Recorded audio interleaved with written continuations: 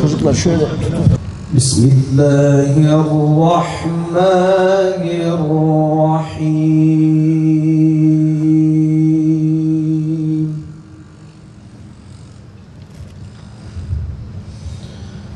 لقد كان لكم في رسول الله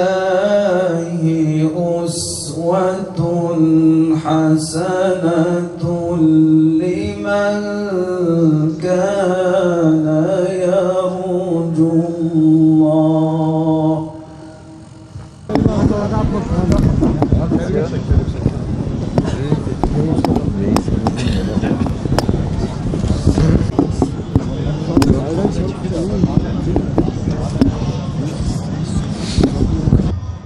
Türkiye Müslümanlarının yüz akı,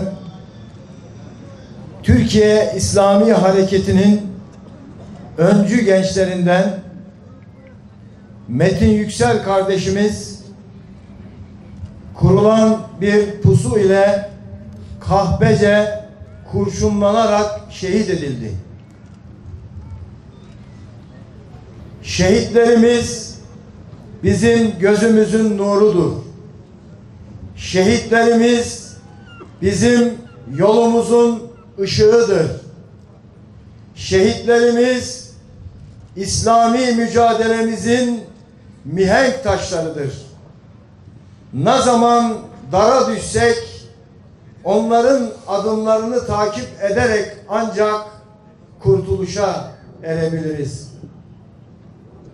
Kardeşler, o şehitler ki kendi bedenlerini feda ederek aziz İslam'ın izzet ve şerefini korumuşlardır. Biz Müslümanlar ise o şehitlerimize olan vefa borcumuzu bir şekilde ödemeliyiz.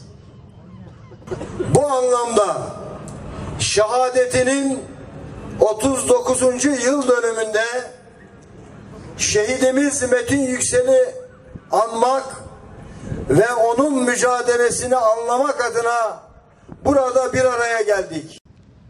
Unutmayalım ki bu aziz şehitlerimiz olmasaydı belki de biz bugün bu camilerde rahatlıkla ibadetimizi yapamıyor olacaktık.